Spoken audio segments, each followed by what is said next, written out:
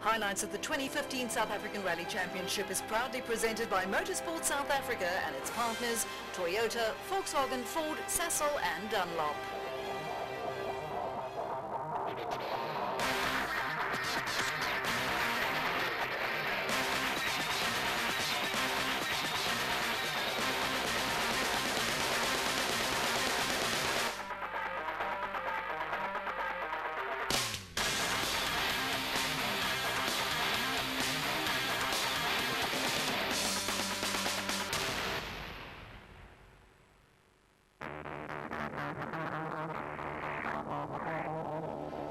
During the first round of the championship more than 6 weeks ago in KwaZulu-Natal, the battle lines had already been drawn, with former double champion Mark Cronje and his Ford getting the first punch in with a convincing victory over reigning champion Leroy Poulter in his Toyota, with the Volkswagen of youngster Henk Latergan in hot pursuit.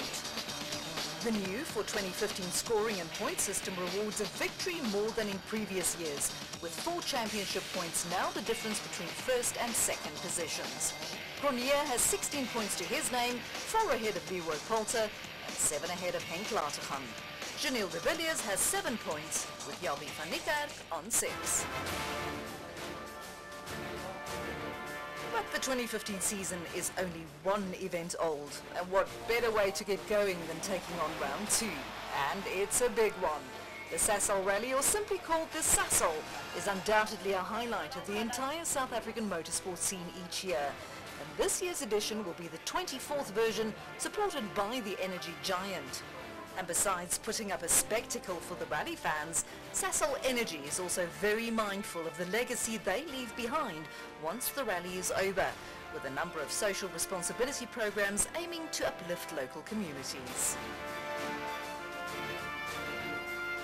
So the Sasol is the one that every driver dreams of winning, and if recent years are anything to go by, we once again can expect an intense battle between double champion Mark Cronje and reigning champion Leroy Poulter. Yeah, I think the fight between myself and Leroy is going to be a challenge right the way through the year, so everybody can expect that. Hopefully we can win this one, but it's going to be a bit tough, it's wet today. Eyes will be on the battle of the champions, but you know what they say about 2 dogs fighting for a bone. Yeah, now with the rain we've got a really good road position. First on the road is usually a good thing in the rain. We also got a new engine, so hopefully that will help us a bit. Dakar legend Janelle de Villiers will be after another good result. Always after a good result, every rally you start, and it's going to be tricky in this event. It's always a very tricky event. And this will be the second outing for Jabi van Niekerk, with experienced Irishman Gordon Noble reading the notes. Looking forward to it. Just a pity it rained, we did all the pace notes on the drive, now it rains, and so we'll see how much is pickable, yeah. There will most probably be extra pressure on the shoulders of the remaining Volkswagen drivers, seeing that their polos sport large Sasol stickers, and that on the Sasol Rally. Definitely the pressure is always on when it comes to a home event, and sponsors event is very critical. We need to go out there with a good result. We can only do our best and see what we can do. The Premier S2000 class received a major boost on the Sasol, with former driver Theuns Huber making a comeback to the sport, Namibian Thilo Himmel finally getting his season underway, and youngster Ernie van der Walt making the step to the Premier class behind the wheel of a former factory Toyota Yaris. Another Namibian, in the form of Wilro Dippenard, will no doubt mix it up with the front runners, while he'll be joined in the NRC4 class by the likes of Piet Bakkes and Rocky Reyneke. So the Sasol is the one that everyone wants to win most, in front of most spectators, in arguably the most beautiful part of the country, but also on probably the roughest and toughest rally roads that South Africa has to offer. And to make matters even worse, torrential rain in the hours before the much anticipated start had turned the already tricky stages into a mud bath. And it's youngster Henk Latergan who will have the honour of opening the wet roads ahead of reigning champion Leroy Poulter. Mark Cronje will attack from third on the road, followed by Jabi van Niekerk and the 2 Volkswagens of Gugu Zulu and Hans Weiss. Janelle de Villiers and Wilro Dippenard will start in 7th and 8th respectively. This is the York Timbers plantation of Willie van Scheraamte, 14 kilometres of muddy rally roads on the outskirts of Sabi.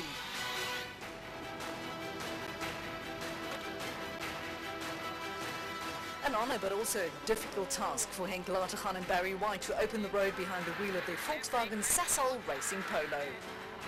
And 2 minutes later, it's the turn of Leroy Poulter and Alvin Coetzee to drop the hammer inside the Castrol Toyota Yaris. Mark Cronje and Robin Houghton have won the Sasol many times and set off in their quest to repeat the feat, followed by the new Africa Developments Ford Fiesta of Japie van Niekerk and Gordon Noble.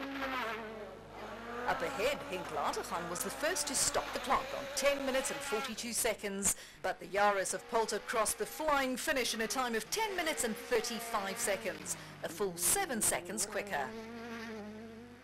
So Poulter laid down the gauntlet, but the number 24 Fiesta of Cronje would have none of it.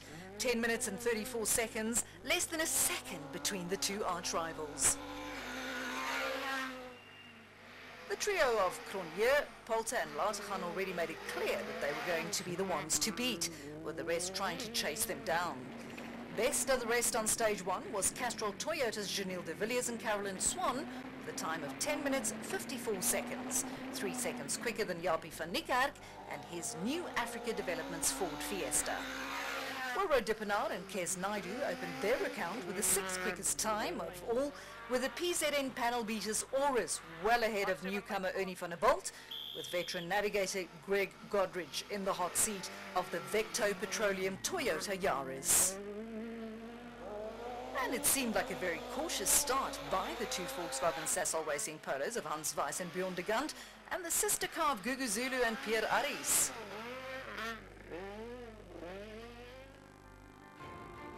Stage 1 was, however, child's play compared to what lay ahead on stages 2 and 3. At 30 and 25 kilometres respectively, the stages at Grootfontein and at the Driekop sawmill near the towns of Pilgrim's Rest and Graskop presented a huge challenge and could very well have decided the results of the entire rally. It's Henk Latergan with Barry White reading the notes on the treacherous stage 2 inside the Volkswagen Sasol Racing Polo, who ventured into the stage from first on the road, followed by the Castrol Toyota Yaris of champions Leroy Poulter and Alvin Coetzee. Another 2 minutes later, it was the turn of former champions Mark Cronje and Robin Houghton in the number 24 Ford Fiesta. Up ahead, Latergan was negotiating the tricky conditions and approaching the end of the stage. He crossed the flying finish with the benchmark time of 21 minutes 38 seconds, despite driving the last 5 kilometres with a flat tyre.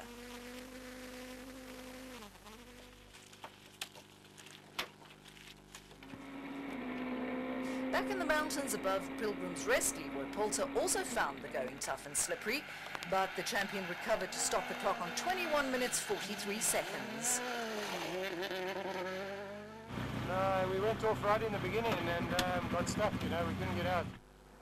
This was the Ford Performance Fiesta of Mark Cronje in full flight just before stopping the clock at a time of 21 minutes 26 seconds, or 12 seconds quicker than the rest. It was still very early days, but as predicted, the Sasol rally had already turned into a three-way fight between Henk Latergan, Leroy Poulter and Mark Cronje, and the trend continued on stage 3. Again, it was Latergan and White who set the target time of 16 minutes and 11.7 seconds on the 25 kilometres of wet gravel roads near the Driekop sawmill, with the Castrol Toyota of Poulter and Coetzee in hot pursuit. Poulter's overall advantage over the VW youngster was a mere 2 seconds, but his time on stage 3 was a full 10 seconds off the pace, allowing the young man to slip past the champion on the overall leaderboard. But all of that was for second place, because Mark Cronje continued his winning ways by claiming yet another stage victory, his third in succession. It was only by 0.2 of a second, but enough to maintain his grip at the top spot of the leaderboard. Behind the leading trio, the Sasol was turning into a good event for Japie van Niekerk and Gordon Noble. The Irishman must have felt right at home on these muddy roads as he helped to steer the new Africa Developments Ford Fiesta into a comfortable 4th position overall, nearly half a minute ahead of the chasing pack. The chasing pack consisted mainly of Janelle de Villiers and Carolyn Swan in the second of the Castrol Toyotas, and the Volkswagen Sasol Racing Polo of Gugu Zulu and Pierre Aris. De Villiers had the upper hand after stage 2, but Zulu set a blistering pace on stage 3 to move past the Dakar hero on the overall standings.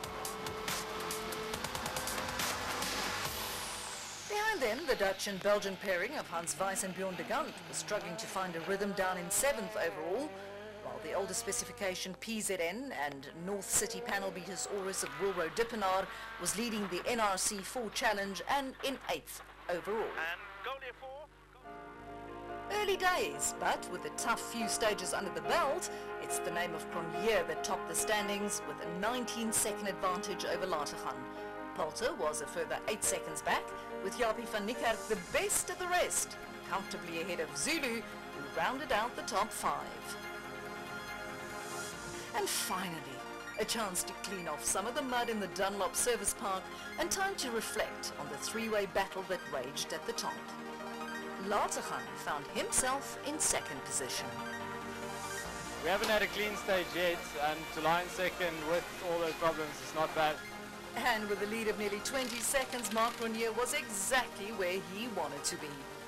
Yeah, we are, but it's a bit of a lottery, to be honest, and yeah, I think it's not easy out there. Stage 4 and 5 were the same 2 stretches of muddy roads that were used as stages 2 and 3 just an hour ago. Crews would therefore be aware of all the dangers, which in itself could be dangerous, as they now believed that they could go even faster.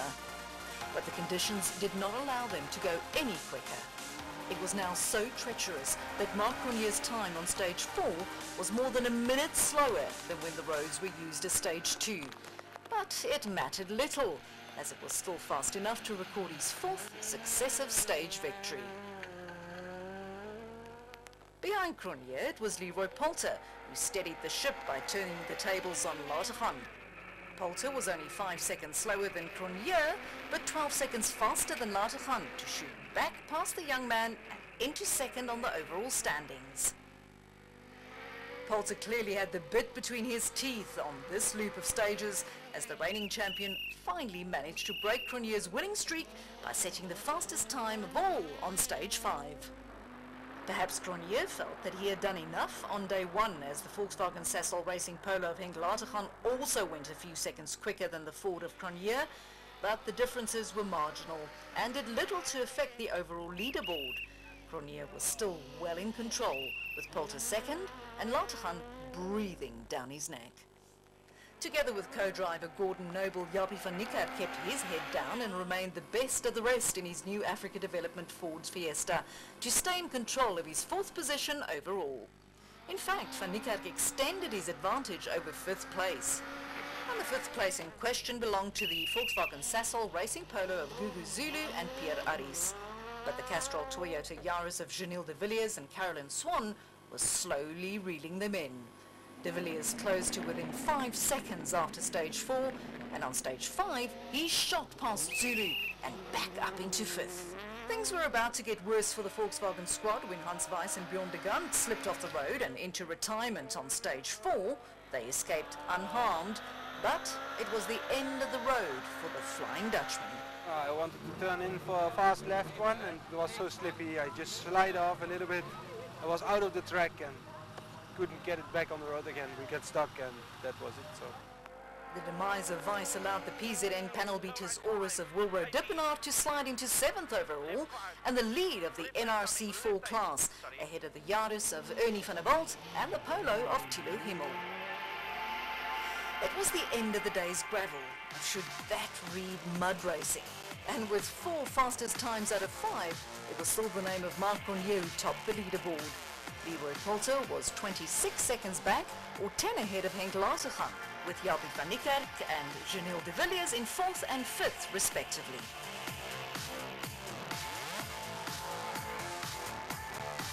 The sun was setting over the Dunlop Service Park, but the day's racing was far from over. Marc Renier was still pleased with his performance so far. Having the lead going into the tarmac stuff, I'm very chuffed about that. Leroy Poulter had it all to do, while Henk Lateghan was still in 3rd. few moments in the last one, 2 overshoots. So considering everything, it's quite a good day. You know, let's see, we've got 2 tar stages, maybe we can close the gap up a bit. Besides the beautiful scenery of Mpumalanga, the Sasol Rally is also all about the spectacle for the thousands of loyal rally fans who line the streets of Sabi and White River each year to get up close and personal with their heroes. These are the traditional Sabi and White River stages that are running total darkness and on the tarmac in the hearts of the 2 respective towns. At less than a kilometre in distance each, these 2 stages are very short, so they offer little in terms of opportunities to try and beat the opposition. But with many pavements lurking about the dark corners, drivers had everything to lose. And it was Marc Renier who recorded yet another 2-stage victories by conquering the streets of Sabi and White River. But it only helped to extend his overall advantage by a few seconds, as times were very close.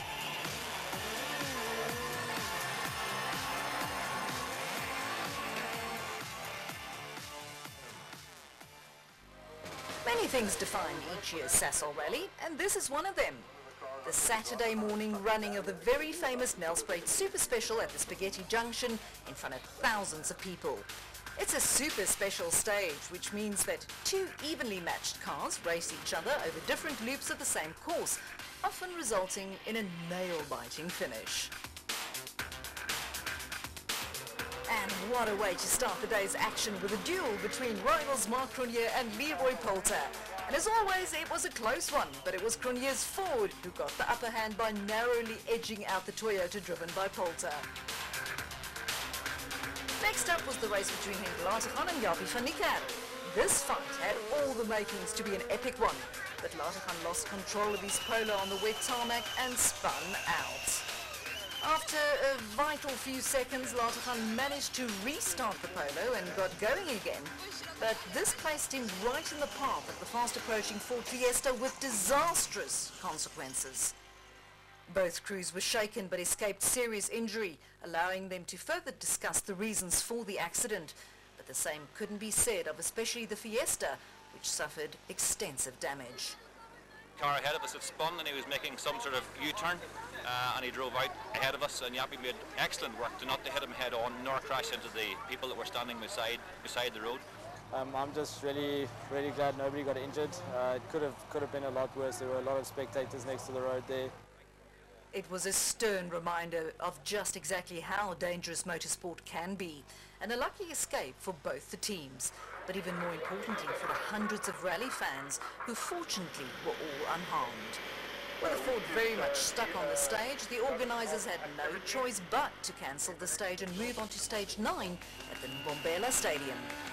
At 1.5 kilometres, it was another of those short stages aimed at providing a spectacle, and for the umpteenth time it was Marc Renier who did not disappoint by claiming another stage win in his Fiesta, closely followed by the Toyota Leroy Poulter and the remaining Volkswagen of Gugu Zulu. Fortunately for the large crowd that was still present at the Nelspruit Super Special, the circus returned for the running of stage 10. And this time, the fans were treated to top-class racing. In what looked like an exact replay, it was Marc Renier who once again managed to pip his rival Leroy Poulter, this time by a mere 1.5 seconds. With the demise of both Henk Latergan and Jaapie van Niekerk, the battle between the Castrol Toyota Yaris of Janil de Villiers and the Volkswagen Sasol Racing Polo of Gugu Zulu was now also in a battle for the final podium position. De Villiers won this little fight by 2 seconds. And the impressive debut by Ernie van der Walt in the Vecto Petroleum Toyota Yaris continued with a victory over the much older PZN panel beaters Aurus of Wilbro Dippenaar on the streets of Nelspruit. But Dippenaar was well in control of 5th place overall. With the drama of tarmac racing a thing of the past, it was time to return to the York Timbers plantations and forests for the day's remaining stages. The rain had somewhat subsided, but the roads were still very wet and slippery. The crews had to tackle stages 11 and 12 on the trot, or nearly 40 kilometres in total. Youngster Ernie van der Walt did not pick the easiest of rallies to make the move to the Premier S2000 class, But with the help of the very experienced co-driver Greg Godridge, the Vecto Petroleum driver was doing a good job of keeping the Yaris on the road, until this happened.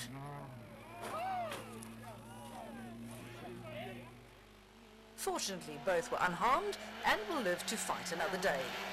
The young man's demise made room for another young man in the form of Namibian Thilo Himmel in his Volkswagen Polo. Together with Armand de Toy, the pairing found their feet in their first outing of 2015 to move up into 6th position. Ahead of Himmel, another young Namibian was also making steady progress. Wilro Dippenaar had been struggling with clutch and a few other issues since early on in the event, but the talented driver kept the PZN and North City panel beaters Aurus in one piece and comfortably held on to their current 5th place. Gugu Zulu and Pierre Aris found themselves in 4th position overall and a full 53 seconds behind a podium position at the start of the day's gravel action. So the Volkswagen Sasol racing driver had every intention to close the gap. But the man in the current 3rd position was none other than Janelle de Villiers. And de Villiers was not going to give it up without a fight. And at the very top, it was becoming very clear that the men on form were rally leaders and winners of just about every stage so far, Mark Cronier and Robin Houghton. Reigning champions Leroy Poulter and Elvin Coetzee threw caution to the wind in a valiant effort to stop the Cronier steamroller. But on this occasion, the Castrol Toyota Yaris could not keep up with the Ford Performance Fiesta as Cronier won another 2 stages to extend his overall lead to a comfortable 44 seconds. Proof of Cronier's lead at the top, with Poulter leading his teammate de Villiers in 2nd and 3rd respectively. Gugu Zulu moved up to 4th, while Wilro Dippenaar rounded out the top 5. Just 2 real gravel stages remained, and in the end, it was the Volkswagen Polo of Thilo Himmel and Armand de Toy who survived a tough Sasol rally to claim the points that come with a 5th place finish. And 4th overall was just reward for a great effort that saw Wilro Dippenaar and Kes Naidu nurse their PZN panel beaters Aurus over the finish line. And with it came the victory in the NRC 4 class. But back to the all-important podium positions. With just a few stages to go, Janelle de Villiers and Carolyn Swan were well on target to claim the final step of the coveted Sasol Rally podium. But it wasn't to be. The engine endured more punishment than it could take and cried enough, forcing de Villiers to tumble down the leaderboard. After what can only be described as a weekend filled with character building for the Volkswagen Sasol racing squad, Gugu Zulu and Pierre Aris were more than happy to inherit the 3rd position previously occupied by de Villiers. Zulu did not make any mistakes and was on course for his best ever result. But what about the fight for first? If Leroy Poulter had any intention to try and close such a large gap in just 2 stages, those plans disappeared out the window halfway through the penultimate stage when the Castrol Toyota Yaris picked up a problem. No, we got a problem. I think let's rush our problem. With the threat of Poulter removed from the equation, Mark Cronier and Robin Houghton continued to do what they did best all weekend long, and that was to win stages en route to another emphatic victory. This was the final obstacle in the way of the remaining crews at Sasol Rally Glory, the traditional blast around the Nelspruit showgrounds, much to the delight of thousands of fans. The less than 500 meters of special stage distance did not hold any surprises, except for Gugu Zulu, who broke Cronier's stage-winning streak. 3rd place overall for the fastest brother in Africa. And a sigh of relief as Leroy Poulter nursed his broken Yaris over the finish line for a fine 2nd position. But the Sasol was all about the Ford crew of Mark Cronier and Robin Houghton, who claimed a flag-to-flag victory. 12 stage wins in the end and a large victory margin for Mark Cronier over Leroy Poulter with Gugu Zulu in 3rd. Wilro Dippenaar recorded a fine 4th ahead of fellow Namibian Thilo Himmel. Time for Sasol to reflect on yet another successful event. As the title sponsor of this particular event, we are indeed proud and particularly appreciative of what the organisers put together. I think they've lived up to the expectation. And this was what it was all about, the sweet taste of victory champagne on the Sasol Rally podium. And what a time for Gugu Zulu to taste it. It's been a long time coming. It's been 12 years of racing, and finally we're in S2000 and we managed to get onto the podium. Second was probably not what Leroy Poulter had in mind, but it's still a good result for the champion. Yeah, for sure. I mean, it's points. You know, we need that. It's still early days of the championship. And a very dominant performance by Mark Ronier, who led from flag to flag. The nice thing is that we have the momentum going forward, and everybody's on top of their game at the moment, so we hope we can just keep building on this. We stay in Mpumalanga for round 3 of the championship, but we move to the Highveld and the new to the championship Secunda Rally on the 15th and 16th of May. See you there.